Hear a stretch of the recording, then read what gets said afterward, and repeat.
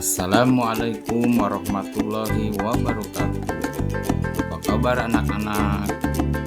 Mudah-mudahan kalian sehat walafiat dan tetap semangat untuk belajar. Anak-anakku sekalian, hari ini ketemu lagi bersama Pak Guru Nanang yang akan menyampaikan materi bahasa Indonesia kelas 7 teks prosedur. Anak-anakku yang Bapak cintai dan Bapak banggakan, hari ini kita akan coba apa itu teks prosedur. Teks prosedur adalah sebuah bahan tertulis yang dijadikan dasar untuk menjelaskan tahap kegiatan dalam menyelesaikan suatu aktivitas. Anak-anakku sekalian, selanjutnya kita akan langsung menuju ke tujuan dari teks prosedur itu. Apa sih sebenarnya tujuan teks prosedur itu? Adalah untuk menjelaskan bagaimana kegiatan harus dilakukan agar pembaca dapat secara tepat dan akurat mengikuti sebuah proses membuat sesuatu, melakukan suatu pekerjaan, atau menggunakan alat. Nah, itu anak-anakku. Kita ambil contohnya yang ringan, misalkan secara praktis. Contoh simpelnya, petunjuk cara memasak mie instan. Tentu kamu pernah memasak mie instan dong. Ya, nah di bagian belakang kemasan mie instan itu ada petunjuk bagaimana cara memasak mie instan yang tepat tentunya. Mulai dari takaran air sampai lama waktu merebus mie. Tujuannya apa? Ya supaya kita jadi tahu proses memasak mie instan yang benar.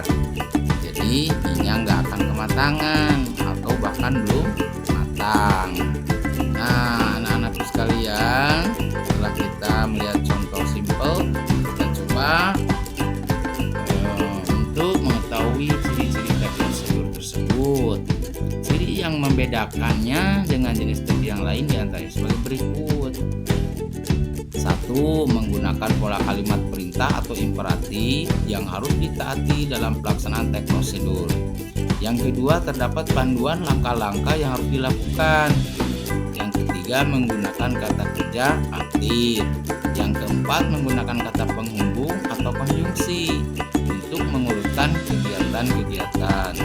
Yang kelima, terdapat aturan atau batasan dalam hal bahan atau kegiatan yang dilakukan. Menggunakan kata keterangan untuk menyatakan rincian waktu, tempat, dan cara yang akurat. Dan yang ketujuh, yaitu terdapat isi kegiatan yang dilakukan secara urut. Kalaupun hal itu tidak diurut, maka itu disebut tips namanya. Anakku sekalian, setelah kita mengetahui ciri umum dari teks prosedur itu, selanjutnya kita akan pelajari tentang struktur penulisan teks prosedur. Nih, struktur penulisan teks prosedur dibagi menjadi 4 bagian, yaitu tujuan, alat dan bahan, langkah-langkah pengerjaan, dan penutup. Kita mulai yang pertama dulu, yaitu tujuan. Pada bagian ini berisi hal yang ingin dilakukan. Tujuan teks prosedur ini disesuaikan dengan jenis teksnya ya. Bisa untuk menggunakan suatu alat, membuat makanan, membuat minuman, membuat kerajinan, ataupun melakukan sesuatu. Nah, anak-anakku sekalian, yang kedua, alat dan bahan. Pada struktur teks prosedur ini isinya tentu memuat segala alat dan bahan yang diperlukan. Bedanya alat bahan itu apa sih? Nah, kalau alat-alat itu berkaitan dengan benda yang enggak bakal habis atau berkurang ketika kita pakai.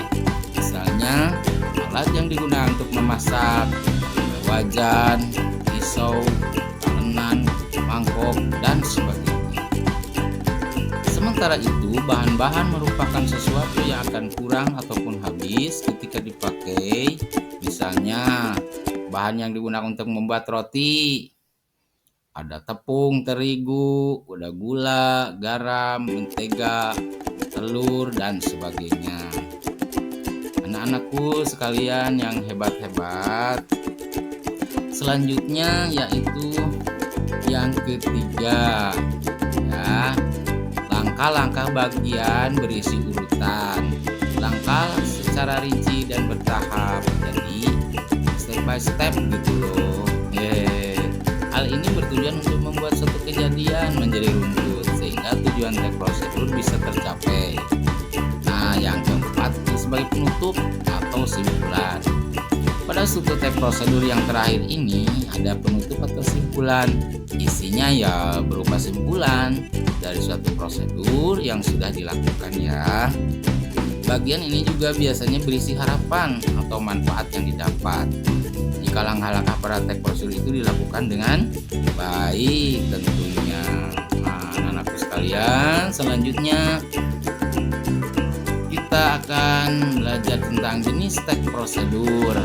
Dibagi menjadi beberapa macam, yaitu satu, cara menggunakan atau mengoperasikan sesuatu jenis tag prosedur. Yang satu ini menunjukkan cara atau langkah dalam menggunakan atau mengoperasikan sesuatu. Misalnya cara memainkan biola, cara menggunakan mesin cuci, cara menggunakan cat air, handphone, dan lain-lain. Yang kedua, cara membuat. Cara membuat sesuatu seperti namanya. Tag prosedur ini menjelaskan langkah-langkah dalam membuat sesuatu, misalnya cara membuat es limun, es jus, cara membuat kue tar, cara membuat boneka dari kayu, dan lain-lain. Nah, anak-anakku, pada jenis tag prosedur ini ya dibagi beberapa macam ya. Nah, selanjutnya pada contohnya supaya kamu lebih paham tentang apa itu tag prosedur, kita langsung terjun contohnya yuk. Perhatikan contoh prosedur berikut. Nah, kita akan ambil contoh ya, cara mencuci tangan dengan baik dan benar. Pada tujuan setiap orang harus memperhatikan dan menjaga kebersihan, baik kebersihan lingkungan maupun kebersihan diri sendiri. Nah, anak-anakku, menjaga kebersihan diri itu tidak sulit. Kita bisa melakukannya dengan kegiatan sederhana seperti mencuci tangan. Apakah kamu sudah mengetahui cara mencuci tangan yang baik dan benar? Nah, berikut adalah cara mencuci tangan yang baik dan benar.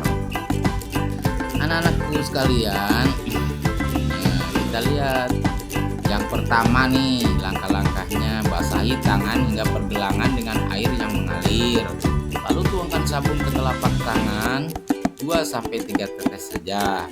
Gosoklah telapak tangan secara perlahan dengan gerakan memutar 4 ruas jari tangan yang lain hingga sabun berbusa dan lakukan secara bergantian. Langkah yang ketiga, gosok punggung tangan dan sela-sela jari tangan kiri dengan tangan kanan. Begitu juga sebaliknya secara perlahan. Nah, kemudian langkah yang keempat, gosoklah telapak tangan dan sela-sela jari dengan menyelipkan jari pada masing-masing ruas jari. Dan langkah yang kelima, pasangkan kedua tangan dengan posisi tangan kanan di atas hingga jari-jari tangan dalam keadaan saling mengunci.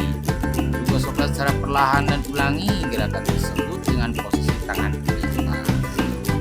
Ya, anak-anakku, langkah yang keenam, gosoklah ibu jari tangan sebelah kiri dengan gerakan memutar dalam genggaman tangan kanan dan lakukan gerakan serupa pada ibu jari tangan sebelah kanan. Langkah ketujuh, gosoklah telapak tangan kiri dengan gerakan memutar ujung jari-jari tangan kanan. Begitu juga sebaliknya. Lalu langkah yang terakhir, yaitu langkah ke-8, bilaslah kedua tangan dengan air yang mengalir hingga busa pun hilang dari tangan kita. Nah, sebagai penutupnya, dengan sedikit peduli mencuci tangan secara benar, kita akan terhindar dari semua penyakit.